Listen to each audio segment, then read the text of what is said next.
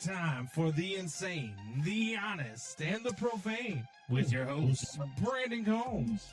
Jed Hoyer has been a coward as a GM. Doesn't go out and he doesn't make the big splash signings. He doesn't spend the money in the right places. But then I don't let Craig Counsell off the hook because, yes, did he get put in a bad spot with this rotation by Jed Hoyer? Absolutely. But then you didn't put those guys that you did have in a position to succeed in the playoffs. And Ryan Fitzgibbons. I mean, if he's just as good as Justin Fields, it's probably the worst draft pick in the history of Bears football. It probably is. And one of the worst draft picks in the history of the NFL. It's Combs and Fitz, Windy City Sports Talk, right here on ChicagolandSportsRadio.com. And welcome to Combs and Fitz, Windy City Sports Talk. It's your boy, Brandon Combs, along with my guy, Ryan Fitzgibbons. Fitzy. Whoa! What's going on, brother? Let's go. We're back. How we doing? In the old time slot. Feels nice. Which, by the way, Jules told me yesterday. We were at the Friends for Fitz, which was a fantastic celebration. Lots of stories came out of Friends for Fitz. One about your brother going to a doctor, being told he has no neck. All sorts of other things that happened yesterday. But here, the thing that I took from it was Jules said, I would watch more, but you guys keep changing the time. And I was like, well, I said, we try to go around, what's going on with Ryan and when he has Aiden and stuff like that. Oh my God. And you don't have a job that you're constantly telling us about like a prima donna. So Jules then goes, oh, well, now I feel like crap and maybe I'll watch more. I said, no, you won't, but it's okay. She's probably not watching now. Probably not. She's probably still sleeping. But at any rate, we got a lot of people who are watching us. And man, yesterday, dude, fantastic time as always at Friends for Fitz. Celebration is insane. I was telling my brother-in-law Mark, Mark, but I was telling Mark yesterday. I said for us an event where you just come, you sit underneath a tent, you hang out, and you talk with people, and you mingle. You listen to a band that plays, and there's some raffles going on and stuff. It's an amazing turnout, man. It's overwhelming. Yesterday, not that the other 2 years didn't, but life is really about, I think, most of the time, perspective. And to bring it a little bit back to sports, I hate to say it, but it's similar to some of the sports stories we've been talking about. I mean, this show, that people that don't know it, we didn't have a lot of good seasons to start the show off. We had the worst baseball season ever. We had two very painful Cubs seasons, one in particular where they were ahead most of the season. We had some really bad football where I still think the Bears ruined a QB's career. Almost tried to did their best to ruin another QB's career. Had some really just the worst spot to be in basketball. It's where we're at. We don't even talk about the Bulls much, but I'd like to talk a little bit today. Yeah. I think the arrow might be pointed up. Not a lot of hope though. And to be at an event where, that's what it kind of always what it was all about. It was just an amazing, and for people on the South Side who don't know Friends for Fitz, and the benefit, I think you will at some point in your life figure it out that is happening the last Saturday of every June in your neighborhood or near your neighborhood. Yeah, because it's getting that big. I think it was a lot bigger this year. I heard the numbers from a few people when I left. I don't know if those are true, so I'm not going to tell them, but it was definitely over 1,000 people. Easy. Yeah.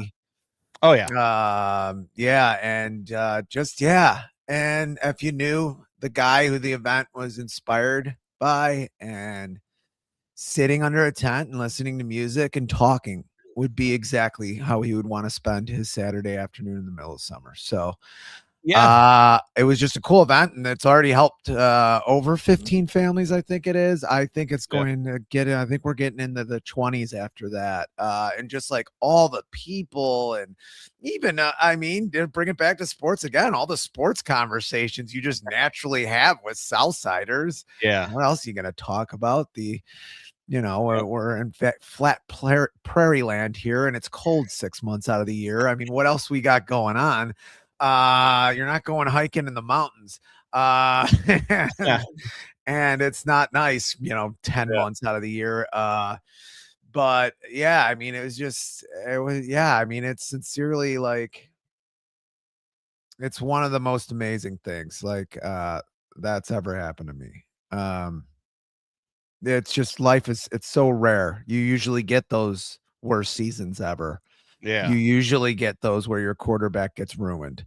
That's the norm in life, right? And not to belabor the point, it's just this was abnormal. No, I don't think you belabor the point great. at all, because we have like you said. I mean, we've had the first couple of years of this show. Not only did we have some bad sports, but we also went through some rough times in our lives, right? Like, yeah. I mean, Billy was a huge fan of the podcast, huge fan of what we were doing. Kid loved to talk sports, and I remember, I'll never forget, us talking at Bourbon Street and him stopping by the table and having a random conversation with us mid-show, and to see how much he liked the show, how much he loved to talk sports, how much he loved to hate the Bears because he loved them, but he hated them. And like all of us, right? And then, I also, my father-in-law, who we lost, while doing this podcast, your uncle, one of our biggest fans. So like our two biggest fans of this podcast are no longer with us. And when you see the turnout yesterday, man, it just goes to show, one, what Bill meant to a lot of people. But two, how tight knit our community really can be when we want it to be. And we don't, the politics don't matter, the religion doesn't matter, it's just a bunch of people who get together, talk, have a lot of fun, a lot of laughs. I mean, I laughed my ass off yesterday with all of these different stories. And it just goes to speak to what he meant. And dude, it was a blast, and I love it. I'll go every year. I'm wearing the hat, and great apparel. Jesus, they took a step up with their apparel this year too. Absolutely. You might see a logo on the back of one of the shirts too. A certain logo. It speaks who Bill was. Jeremiah, if he was there, he'd be posted up like a mall Santa with a line of people waiting to talk to him. True. Yeah. True. That's awesome. No arrest at the benefit. Oh, look at this. Oh my God. He's got a new profile picture, Doubting Thomas. And it's me with you the that don't know. Me with the with the White Sox hat on. You're heavier on the White Sox. You're higher on the White Sox than me. I don't even know why we pull his comment up. And here's why I don't know why we pull his comment up. Because he didn't show up yesterday. Yeah, he didn't show up yesterday. I talked to his daughter. I talked to his daughter. His daughter tells me, my mom and dad couldn't come, because they're Knicks fans now, and they've been, ever since the Knicks won the championship, they've been hanging out and doing Knicks stuff and all this other stuff. And I'm like, huh. And then she tells me that the reason why Megan TV wasn't there, they're working and they're Knicks fans and they got all this Knicks stuff to do. But she went to an art festival with some friends yesterday after she got out of work. I mean, it's funny because we had a festival yesterday. We did. Here. I don't know if she knew about it. Doubting Thomas. And since we're on the topic, and sorry to cut you off, but yeah, the Knicks need more fans. The Knicks need more fans, and they need help. Their fans do need help. So they need outreach because there's not enough people talking about New York teams. They don't talk about New York teams enough, except for every damn day on every damn podcast I listen to is talk about another New York team. That's why, you know what? And I say a lot, I try to pull our show into the national, but maybe we should just stay on Chicago sports because no one really, I mean, I guess they do talk about Chicago sports, but not even half as much as New York sports. And then close second is LA. So yeah. Doubting Thomas. Yes. promote New York sports a little bit more. They need it, man. They're failing over there. They got a freaking they were beating up a school now. bus. They were beating up a school bus. Elias. Eli Rubalcaba, an old friend. Well said, John Spilly is smiling, listening in today. Oh, man. I sure hope so. Yeah. Yeah. Thanks, absolutely. Eli. Look, I can't imagine the stuff he's saying up there while he listens to our show every week. Oh, he's about some of the stuff we say and some of the stuff we talk about. Bitching about me. Yeah. For sure. He's got his own. I'd like to listen to that Fitz gibberish. Oh. Megan says I didn't even go out. I don't believe you, Megan. I don't believe you. Don't have to believe you. You're like 3-4 hours away. There's no way of us knowing that. There's no camera evidence. I just choose not to believe you. Yeah. Anyway, let's get to sports, shall we? Let's get to sports. We've got as usual. We wasted 10 minutes of the show. Yeah, not really. I mean, we didn't even get to the story about your brother with where the doctor told him he had that much of a neck. Yeah, and then we were trying to figure out where he measured from. Where did he measure? That's what I asked. Like from here to here. He told me to wait. He's like, wait, I got to finish my story. And then he finishes a story that Johnny's neck is this big, the doctor said. Mm-hmm. And then I say, where did he even measure from? And then he gets all pissed at me. Like 45 seconds later, and my uncle Mike says, you're the one that called him back over here. Yes. Yes. And that's the thing. Like, I think he remembers the story of him. His neck is this big. But I think that's just like what women have told him throughout the years. That's what I think that is. And I don't think it's anything to do with his neck. Listening in, my brother went in for sleep apnea. And they said, you don't have sleep apnea. You just do not have a neck. That's the problem. It's not sleep apnea. His neck is that big and sticking out of his ass. Yeah.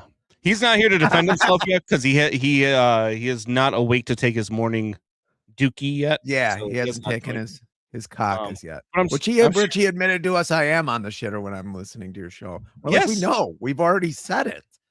Like this isn't he said it like it was some kind of revelation. It was news. Ryan, quick question. I'll fill your pockets right now. We went to a baseball game together. I wanted to make sure I had everything in my pockets. I had my wallet. I had my keys.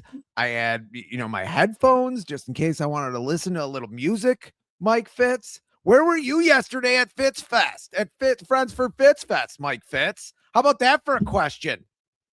Yeah, I mean, your last name is Fitz. Baseball game with Mike Fitz, and I have a lot of things in my pocket. He couldn't handle it. Why would you want to listen to music while you're at the White Sox game? I mean, like, what if I'm walking around? I don't know. I always have my AirPods on. I have them on me right now. I mean, I kind of agree with Jules. Oh, snap. Brian's crabby this morning. You know what? I haven't been there in forever, and I was hungry as hell, and there wasn't there was no Mexican food on my way home, so I had to get McDonald's last night. I haven't had a quarter pounder with cheese. It was so bad. And going to sleep with McDonald's in your stomach is probably health-wise the worst thing you can do for yourself. You'd probably be doing the show the way Johnny comments on the show.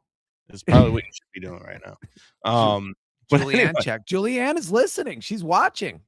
Look, it's because you finally started at a normal time as opposed to changing it because, we have to work around your schedule. Wow. So never had to work around your schedule. Anyway, this is like the 10th time we've changed the time of the show in the history of the show because of you. I don't know what you're talking about.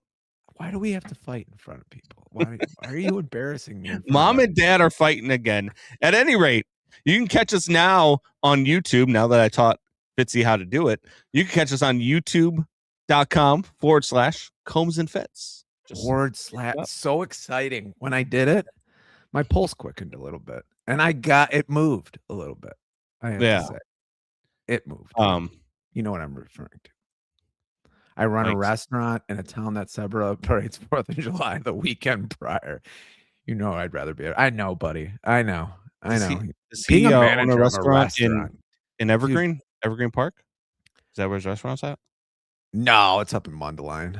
Oh, Evergreen Park celebrated their 4th of July this weekend. Yeah, they Yeah, I don't know why towns do that. And I know, Mike, running a restaurant, I have all the respect in the world for people who do that because it's almost. We got to go there. Why have we not done a show from his restaurant? Oh, yeah. I mean, we did a show from the Fox River, which is just as far up there. What the hell? We did a show right on the banks of the Fox River in Jared Payton's bar. Mike, how have we not gotten an invite? Great question. Yeah. Great question. You're just the facilitator. You're like Chris Getz, Let's the set GM this for up. the White Sox. Maybe you are the White Sox hat. I could be. Oh my God, I'll go to Emos. Let's do it. We are doing it. Yeah, we'll set it up. We will set it up. Maybe something Bears closer season, to right the football season. Bears.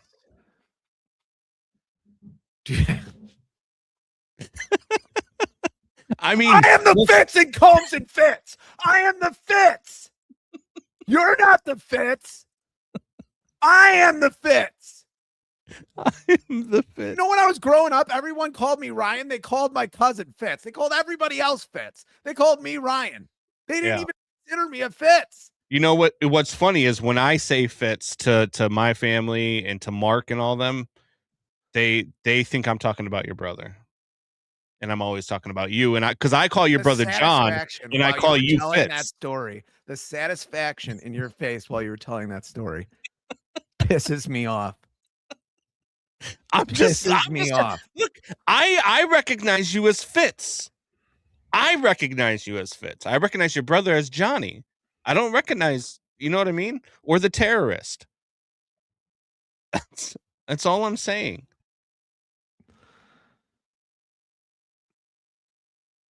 Because the Fits are implied when it comes around. You're going to throw a fit. Ryan Fitz. Anyway. All right. Let's get to some damn sports in this town. And always have been. Penis cancer in human form. It's been a while. There are a lot of things to talk about around town, right? Now, not only do we have the White Sox in first place on June 28th? Celebrate. So the Sox in first place. Megan. They're all assholes. Yeah, I mean, you would have known that had you shown up yesterday. Anyway. Wow. We have you are going heavy. We have the Cubs who are but have found a way to win 6 of their last 8. Won a game yesterday against Milwaukee. A pitching staff that is just, depleted with injuries. 12 pitchers on the IL. But we've also got to look at the Bears right around the corner. We are a month away from training camp. Woo! And then right after training camp, preseason starts, and then we're going to be into the season. It's going to be here before you know it. So a lot of stuff to dive into. The Bulls, even the Blackhawks made some trades. They traded the number 4 overall pick this week. I don't know if anybody knew that, but they traded the number 4 overall pick this week to go and get pretty damn good defensemen. But a lot of people seem to think that they got fleeced. So yeah, a lot of stuff to dive into. He's only got 1 year on his contract, right? No.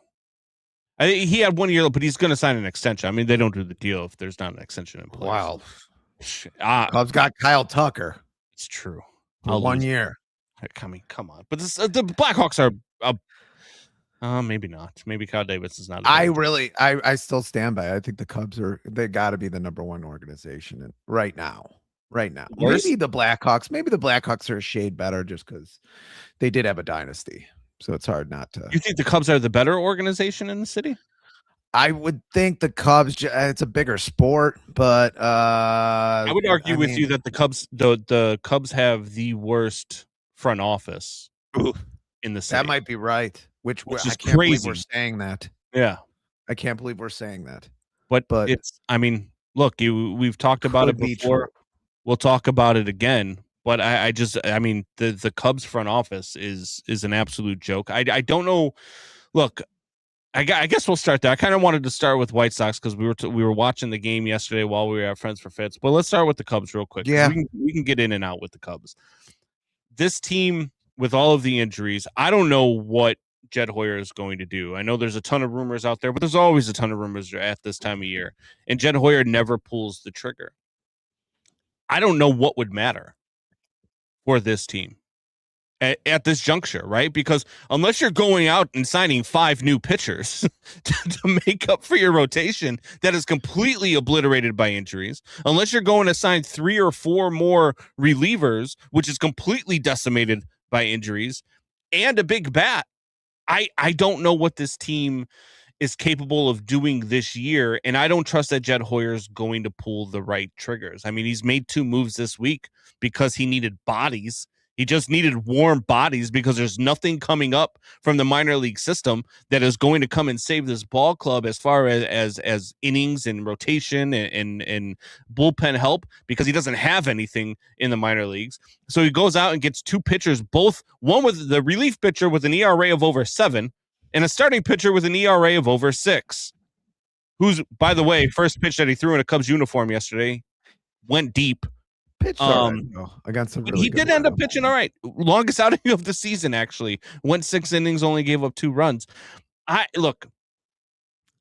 don't know what you can do. And look, I'm not going to put the injuries on Jed because you can't account for injuries, but you can account for depth. And that's what I put on Jed. That's what I put on this front office, is that you can't account for depth. And you have no depth in your organization when you have 1 pitcher in your top 11 prospects. Like, that's just not good. It's not good. And then what do you do? You're trading away. You're going to trade away prospects. Are you going to get rid of a Kevin Alcantara? You bring him up and then you don't even play him, so nobody knows what he looks like at the major league level. Like, some of the things that you're doing now is kind of wild, kind of crazy.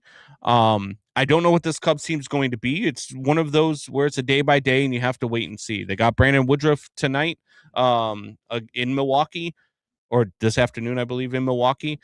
I'm glad that I have a graduation party for my daughter to go to, so I don't have to endure the Cubs losing another game to the Milwaukee Brewers. I don't know what to make of this team, and I wouldn't be surprised if they find a way as a wild card team. I wouldn't be surprised if they miss the playoffs completely, because I just don't know what the Cubs can do to salvage what they have. Yeah, I mean, I'll start with the good. Pete Crow Armstrong does a good job of proving me wrong. He's maybe the streakiest hitter in baseball. How is he not an all-star, by the way? It's insane. How is Miguel Vargas not an all-star? Fan voting needs to end. Yeah, how is Miguel Vargas? How is Miguel Vargas not an? He's the best third baseman in baseball. Or Jose Montgomery. Like, it's insane. Yeah. The guy's hit 40 home runs in 150 games, and he's a shortstop. PCA has a 5 WAR already. No other outfielder that he's up against has over a 2.5. It's insane how streaky he is. It's insane because he put his average up 60, 70 points in like 4 weeks. Yeah. At this time of the season, that's not easy to do. And he's going to have another 4 weeks that are bad. It looks like that's just who he is, possibly. I mean, if he can get some consistency, what a whale of a player he's going to be. He's one of the guys that surprised me. God, more than a lot of baseball players.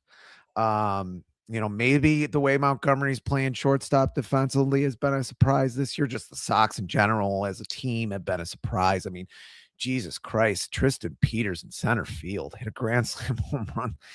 I'm like almost wishing for a while I was wishing for him to do bad, because I thought he could be a flash in a pan that has good 50, 60 games, which happens to a lot of baseball players. And then he just sucks for 100 games and your team, goes down because of it. But yeah, so that's the good with the Cubs. The bad is, and I agree with what Jeremiah says, you can't weather those injuries. No one can but the Dodgers. With the Dodgers depth and all that. It would be a lot easier to handle if you had at least 3 pitchers in the minor league. Yeah, but I mean, and even the Sox, who, no one had them. Well, I think they had a top 10 farm system, but no one had them in the top 3 or 4 or 5, I don't think. Yeah. And even the Sox, not all these guys are hurt, but had Tanner McDougal, Hagen Smith, and Drew Thorpe coming up, and they have Noah Schultz coming back from tendonitis. Yeah. So the Sox had 4 pitchers right there that are pretty much right before the season even started. You'd think that they were going to hit the majors at some point. And the Cubs have Jackson Wiggins, their one prospect who already has elbow and back issues. I know. And he had them last year too. That's the problem. The Cubs, and I'd almost give them a pass because a lot of teams have problems covering that 700 to 800 innings a year that we talk about on the show a lot of starting pitching. But the Cubs have had this problem since the Theo Epstein era. They have. I mean, it goes without saying they've had they did well putting a starting pitching, class together, when they made their run in the playoffs and won a World Series. A lot of those guys were paid for.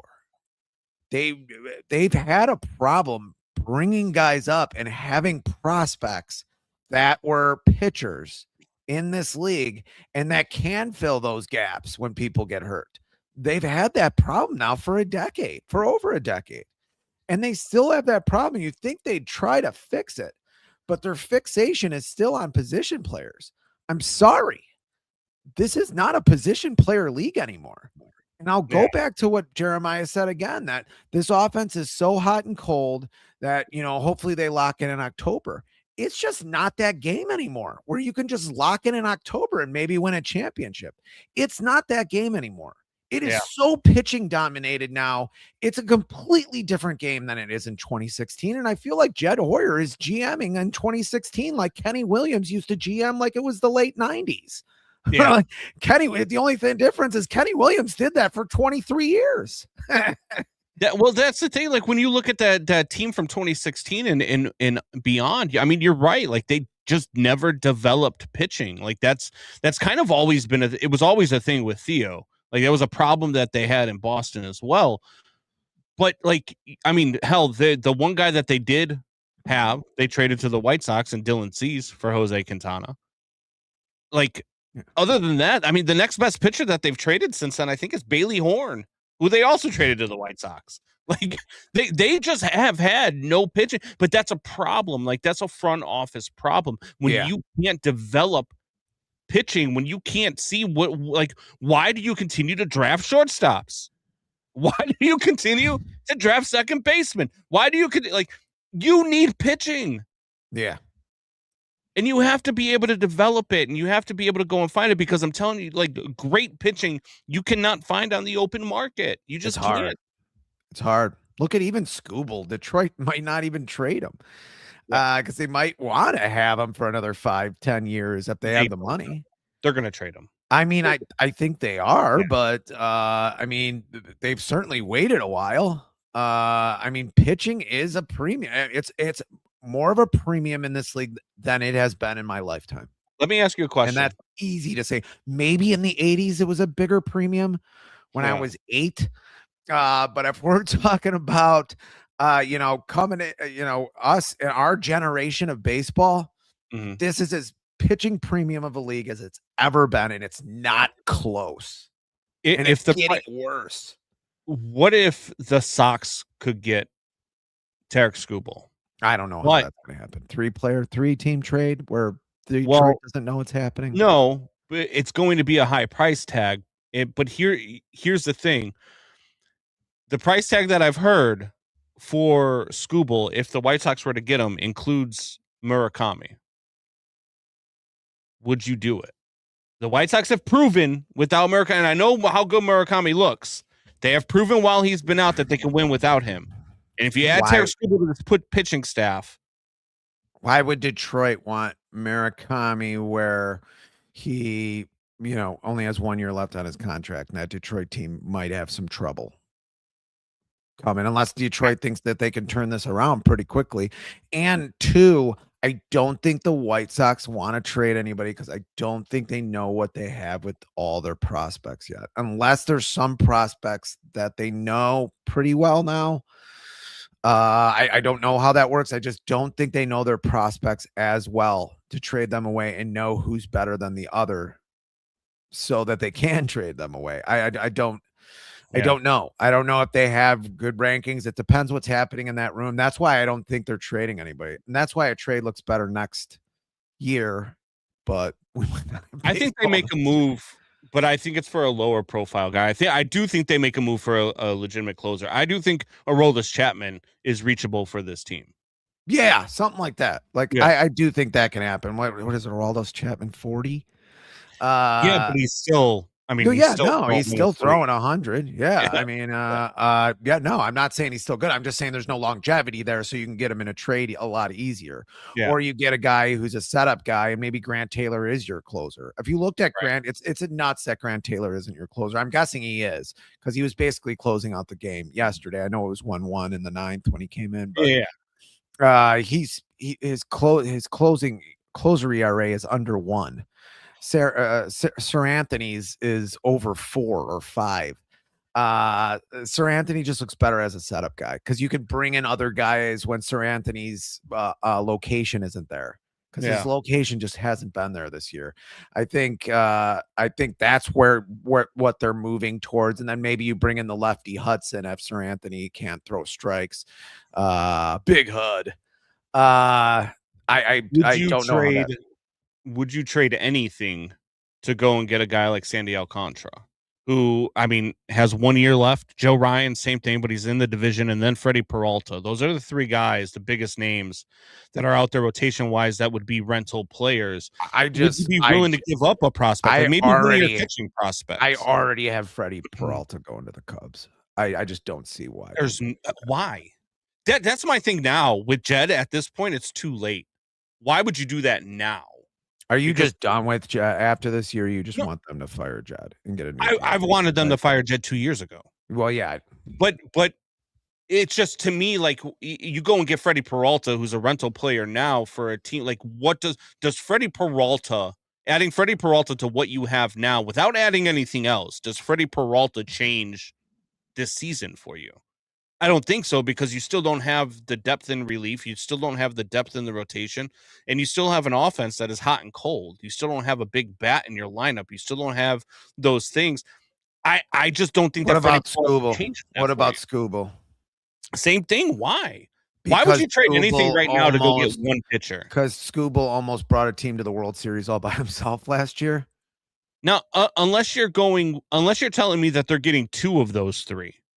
Then maybe that makes sense. But no, I don't know how you're getting 2. Exactly. But that's what I'm saying. Like, I just don't know that one of those guys this year makes sense to make a trade. Why wouldn't you just wait for the offseason? Because if the Cubs add Freddie Peralta right now, would you think that the Cubs are a World Series contender? I don't think Freddie Peralta is a Tariq Skubal kind of pitcher. Well, let's say they add Tariq Skubal. Do you think Tariq Skubal makes this team a World Series contender? He's just so good, man. And he just neutralizes left-handed hitting. I mean, it's hard. Tariq Skubal makes this team better than the Dodgers? No, I don't think he does. I just don't think you have enough pitching. I think you're basically Detroit of last year. That's what I'm saying. You're just you put yourself in a spot now where making a move wouldn't make sense. That's why I said for Jed, I just don't. Why would he make any moves right now? Like, yeah, he might make a couple of lower end moves like he already has with David Peterson just to get some warm bodies in the rotation. But I just don't know that anything else makes sense for this Cubs team. You could get Waka or Lugo from the Royals. I don't know if that helps, though. Shitter alert. Shitter comment alert. White Sox are legit. That's his comment. A pitcher away from the ALCS. I'll tell you this. I think they're one pitcher away from the World Series. Whoa. Time is it? What do we got? 34 minutes in? AI, clip it. Let's AI clip it. Uh-oh. Let's look at I outed our production staff. I mean, Are like, you're telling me that you don't think that if the White Sox added a solid, like whether it's Sandy Alcantara, whether it's Joe Ryan, whether it's Freddie Peralta, and then a closer, and maybe it's just Aroldis Chapman, because I think that completely alters the bullpen, because I think Sir Anthony Dominguez pitching in the 7th and 8th inning is a completely different pitcher than the 9th inning. The same way it was a couple years ago when they added God, I'm gonna forget his name now. They got him from the Cubs. God, that was his name. With the weird delivery. God, Kimbrel. When they added Kimbrel, and then they had I'm gonna forget his name too, the Australian closer, and they tried swapping them out. Liam Hendricks. Yeah. Yeah, but then you swapped them back to go with Kimbrel in the 8th and Hendricks in the 9th, and then all of a sudden it worked again. I think that's the same thing. I think it looks better for Sir Anthony Dominguez because the 9th inning is really a mentality. But I don't think tell me a team. Maybe for me, it's the Mariners because of the Mariners pitching staff. I think the Mariners have an insane pitching staff, and I don't think that there's a team in the American League pitching wise that matches up with them, no matter what the White Sox were to add, no matter what the Yankees were to add. Their pitching staff is ridiculous. But I still think that the lineup is good enough to compete with the Mariners. I think that the White Sox lineup is good enough to compete with the Yankees. I think it's good enough to compete with the Rays. And I think their pitching is better than the Yankees and the Rays. I don't think their pitching is better. What? Then who? Than the Yankees. I would really beg to differ. I don't think Garrett Cole. Yeah, but Garrett Cole in the postseason is a completely different pitcher. Not as dominant. I get to Cole. And then beyond that, I mean, like you're not looking at there is not a pitcher in the Yankees rotation. I look at even Cam Schlittler. I'd have to look closer at Freddie Peralta if he's going to be the guy, just because his strikeouts are down, well down this year. Yeah, his ERA is up. Yeah, his ERA is well up. It's almost 2 runs up. Megan TV doesn't think that Scooble is good for the White Sox clubhouse. Well, he was yelling about the sign changing. Yeah, when a guy's going to the playoffs, I think that changes. It's also different when have him talk to Mike Vassell for 20 minutes and let's move on. If they get Tarek Scooble, I'm not going to care. I think he makes the clubhouse better. That's one of those things where, like, when you play against a player, like even in let's take hockey terms, right? When you play against a player like a Brad Marchand, he's a pissant who you just want to beat the hell out of, but you would love to have him as your teammate. Yeah. You know what I mean? And that's kind of the same thing that most athletes have. It's like, yeah, sure, we have a problem with one another when we're teammates because I don't like your antics. Wilson Contreras is a prime example of that. But then he goes to another team and all of a sudden, he fits in well, right? Like when Wilson Contreras went to the Cardinals, right? Like those things are good. But I think that Scuba would fit in just fine in the White Sox clubhouse. I mean, you win 2 MVPs in a row. You're undeniable. You win 2 Cy Youngs in a row. You're undeniable. They couldn't find anybody else that was better than you, because usually writers and people who vote for those things don't really want people to win back-to-back. They want to give somebody else a shot with their time in the sun. Dude won 2 Cy Youngs back-to-back.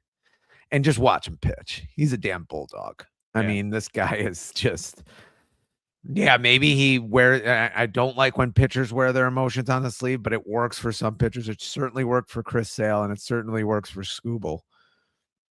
Well, your brother with the neck this big wants to know what is going to be finished first, the 1901 project or Rise Studio. Talks about his health problems that he's done nothing for, and he wants to talk about my studio.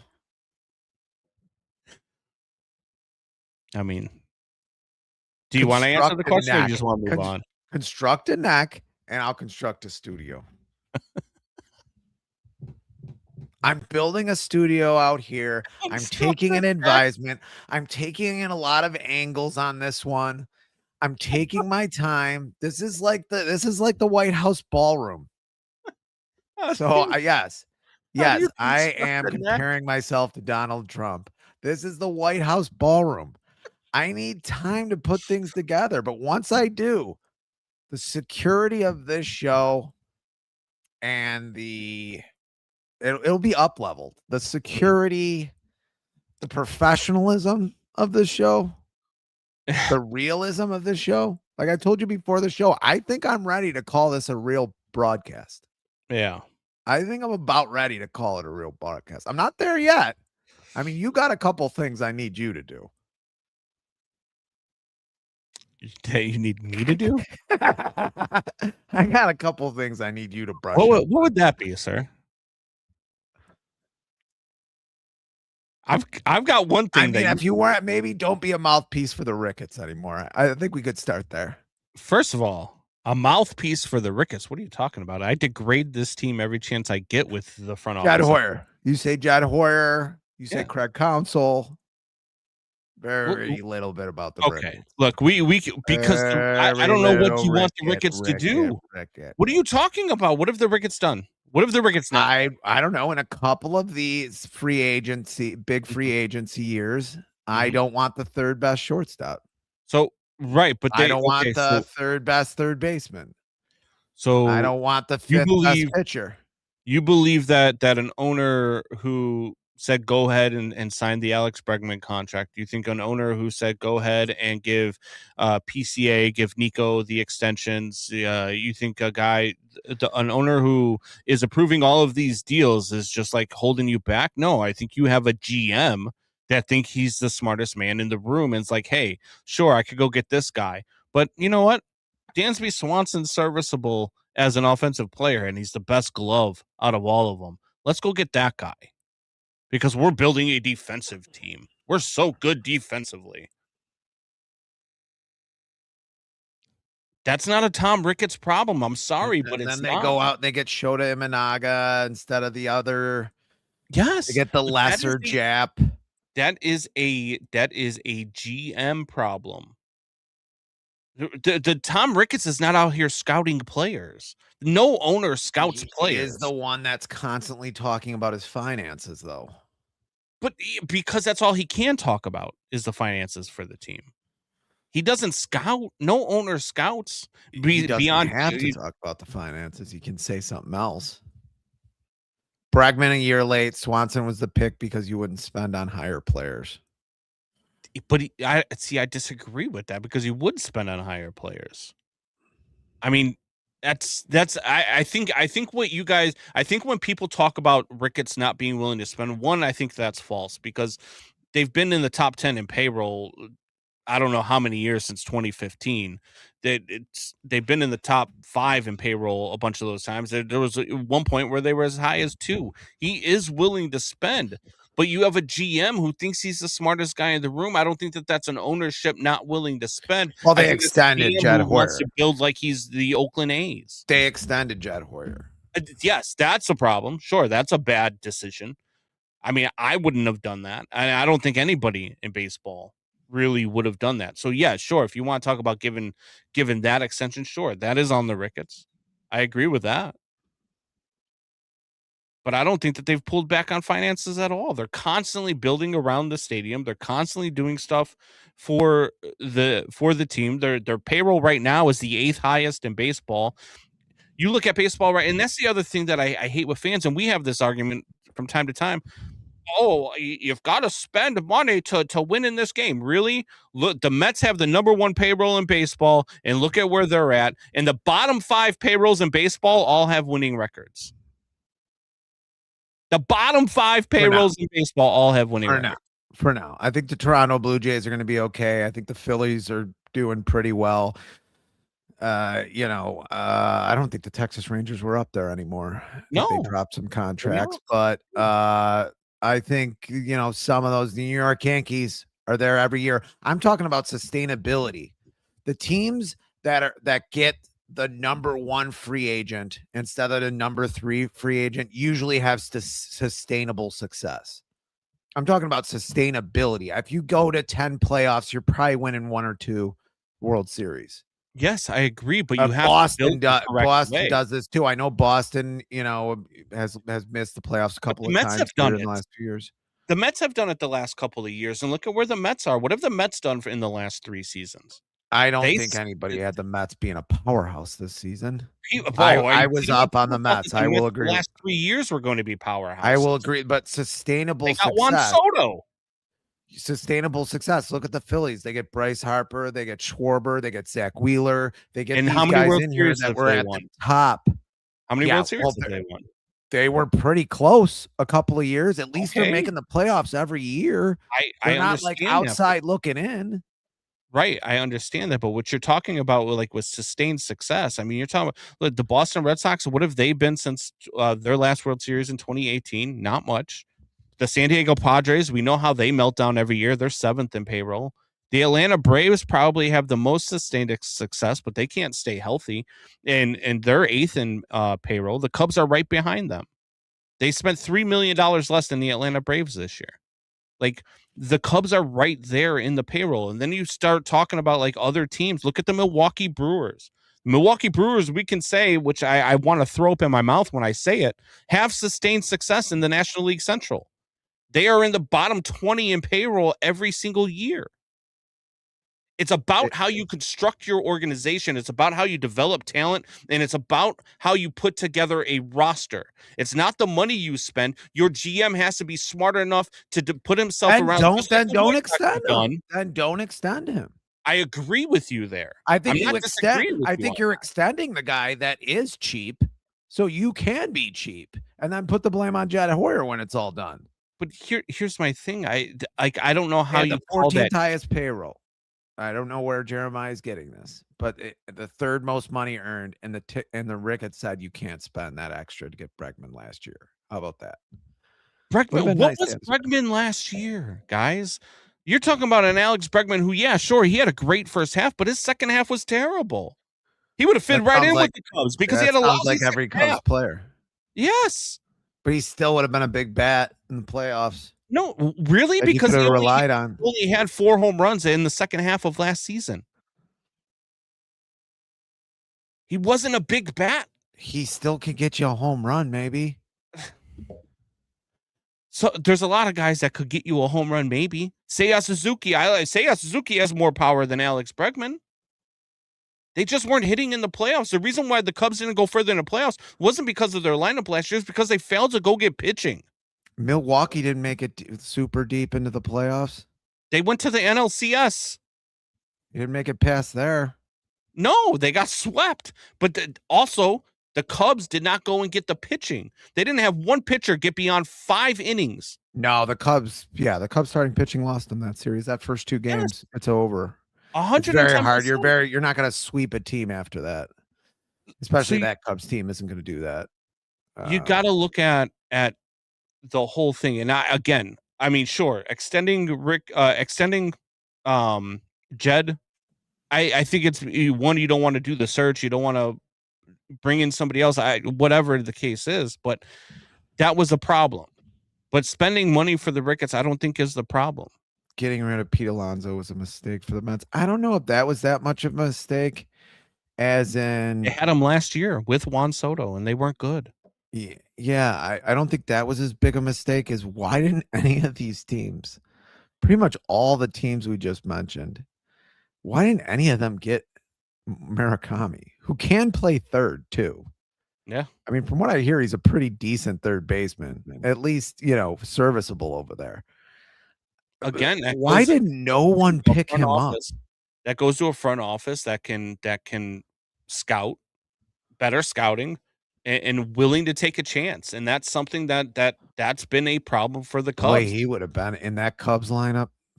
Oh man, absolutely. You put him right in at third. Yes. They'd have the best lefty lineup in the league. They'd have the best lefty lineup in the league. Day one. But again, and the Sox might have the best lefty lineup in the league this year. Yeah. They might. And especially with Kyle Teal coming back. He had a home run the other night. You got Colson Montgomery. And when Murakami comes back, I don't know who's. I mean, that's pretty good lefty lineup, at least in the American League. Exactly. And when you look up at it, you look up the Cubs, best. You look up their top prospects. Pedro Ramirez, who's been really good at the major league level, he's already here. At the age of 22, I like that kid a lot. can play anywhere on the infield. No, yeah. And he's a switch hitter. But beyond that, man, like Jefferson Rojas in Double-A, you got Jackson Wiggins in High A, you got Josiah Hartshorn in High A, you've got Ethan Conrad. You're making up names in rookie ball. You're making up names. These guys don't exist. You go to your 7th highest prospect before you get to AAA players in Jonathan Long and James Triantos. And then 9, 10, 11, and 12, and 13, and 14 are all in no higher than Double-A. You don't have prospects that are ready to come up and participate in Major League Baseball activities. No. And only one of those is a pitcher with the elbow and back issues. It doesn't make sense, man. I don't know how they got. Yeah, I don't know how you make that decision going in, and yeah, they didn't. They didn't buy a lot of starting pitching either, the way that that Theo did in his years. I mean, he brought in Lester. He did bring in Arrieta, and they re-signed Arrieta. You know, some of the guys were homegrown. But I mean, Lester was the big one that they brought in. He was the top pitcher at that time. He won the World Series with Boston and was a great pitcher. I don't know why Jed did not focus on that. Seems like at all, or try to get at least some prospects in some way that could help him in that area. I mean, you got teams like the White Sox who thought, I mean, even the White Sox, if they were being honest, thought they were going to lose 80 or 90 games. Yeah. And they seem to have a backup plan. I mean, they've had guys get hurt and go down, and they've slowly and quietly built a really good farm system. Yeah.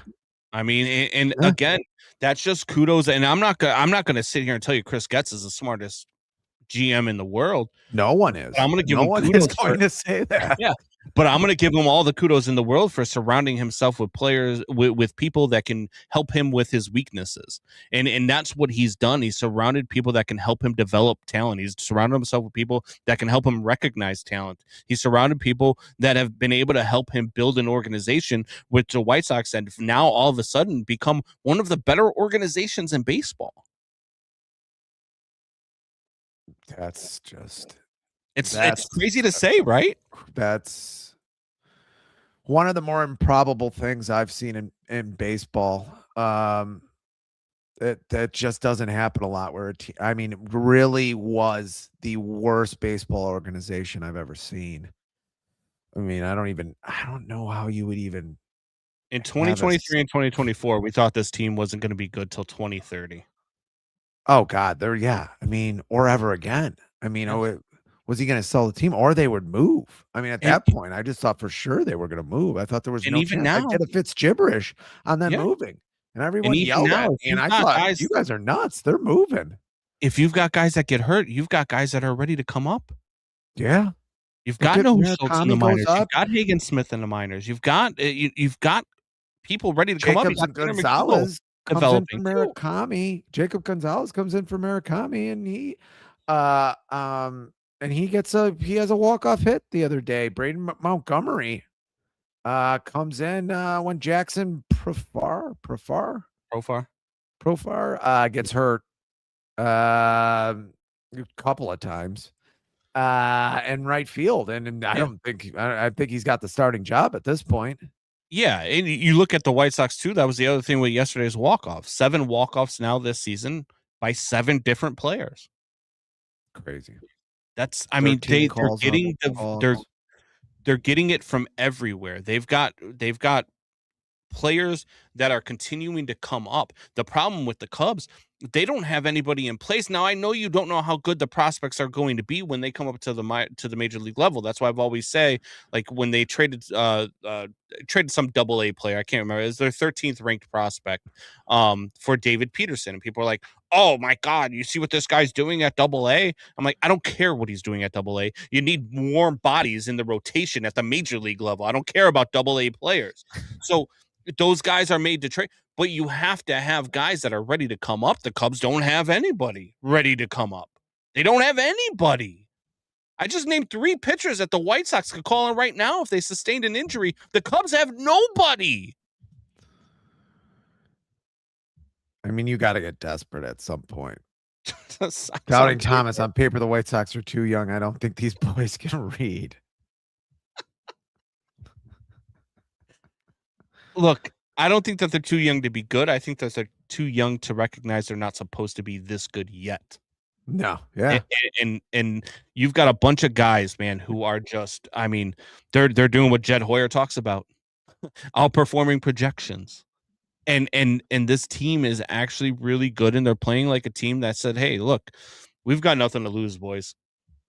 Nobody believes in us except for ourselves. We've got nothing to lose, and they're going out and they're winning baseball games, and they're doing it against really good baseball teams. They went 5-3 against, oh my God, against the Dodgers. I don't, if I had a Sox hat, I'd put it on for you.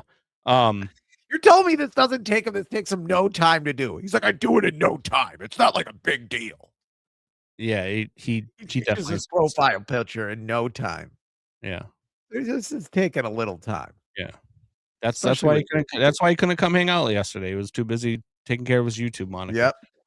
But the Sox right now are in prime position to do what I think that a lot of people never thought was. I think that this team is one of the best teams in the American League right now.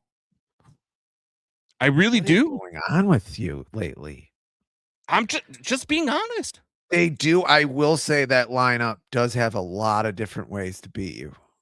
Yeah, it really does. Like, it's not one dimensional, even though it hits a lot of home runs.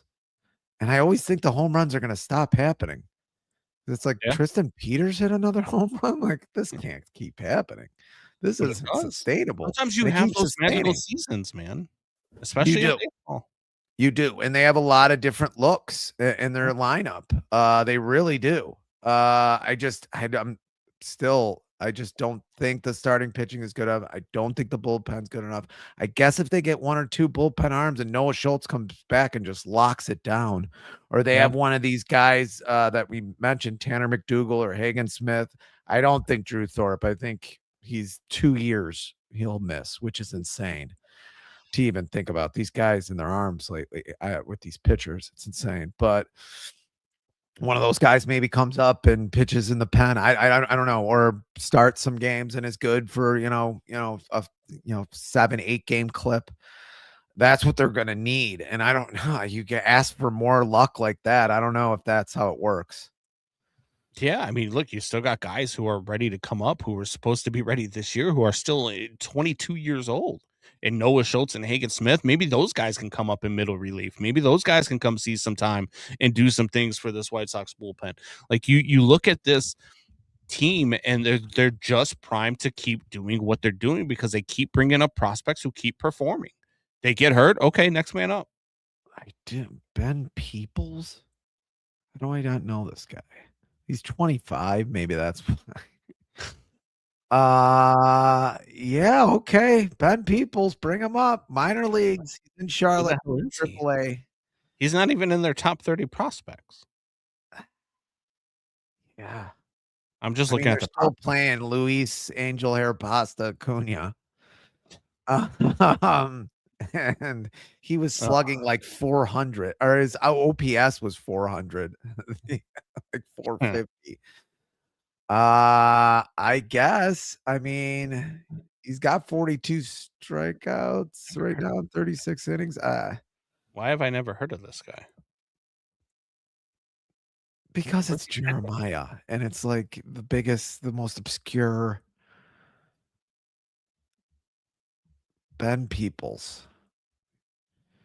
So he pitched he was in the Rays organization. Then he had high A, and now he's been with Charlotte the last 2 seasons. 2.45 ERA, 42 strikeouts in 36 innings. I mean, yeah, trade him to the Cubs, that'd be great. You're getting desperate. I'm just saying this is the worst way to look at sports and to try to say how a player is going to play, try to predict. But do you think this guy is going to be the White Sox savior this year? I'm just saying. Just going to keep. You think this guy's going to be the White Sox savior this year? It would make just sense. By look, just by the way he looks. In a season where the White Sox are one of the best teams in the American League, it makes sense. Do you think this guy is going to have the balls to pitch in the playoffs? No, because you want this guy going against Aaron Judge. You want this guy going against Aaron Judge. He looks like a kid I might be seeing today at my daughter's graduation party. He looks like he's about 17. What about this guy? You trust this guy? I don't. No, I never trust that guy. What about this? You trust this? Maybe talk to here. I trust all of those other pictures before I trust that one. Yes. Yeah, for sure. But yeah, man, it's been something. And we're gonna see. I think the White Sox continue it. I think the Cubs are going to be the unknown for the next however many months until September. I don't think they make many moves, and I think they're just going to leave you guessing. So, all right, brother, you ready to get out of here? I know you wanted to talk some Bulls today. We never got to it. You want to hit on it really quick? No, the draft still. Well, yeah. I mean, I think Caleb Wilson's going to be great. Yeah, I do. I mean, too. He's one of the players that I actually did get to watch a lot of. I hated the pick at 15. I wanted Sturts. I don't think anybody liked the pick at 15, but I think the only reason they got him is because he's 6'7" and he can play the point. Length. And that's all the said was length, athletic length. When they mentioned length that much, but Caleb Wilson, some people were saying like Kevin Garnett. I think Kevin Garnett could move like that kid. Yeah. No, it was a different game. I think Caleb Wilson's going to be a stud. I think they've just got to go find somebody who can play the two. I'd like to see them go get and I know people call me crazy for this. I'd love to see Ja Morant in a Bulls uniform. I really would. You go Morant, Giddey, Matas, Caleb Wilson, and I do like the Nick Claxton trade. You getting Ja Morant? Why not? They're trying to shop Ja Morant. Memphis is heavily shopping Ja Morant. Woo! Yeah. He's a little bit of a problem, but I mean, well, that's why nobody wants him. That's why I think you can get him for cheap. That might be another undeniable, though. I mean, his talent is. Yeah. I mean, and plus, I mean, he's just addicted to guns. I mean, what problem could that be on the east side of Chicago? Not. I mean, we'll take it here, especially on the south side. Can't get no trouble over there. We're okay with it. Yeah. The Tank Johnson era happened. Had his kids laying on a bunch of freaking Tech 9s. Unbelievable. Unbelievable. All right. You ready to get out of here? Yeah. All right. Till next week. Same bat time. Same bat channel. Tell your friends. Tell your neighbors. Tell your enemies. Talk to you later.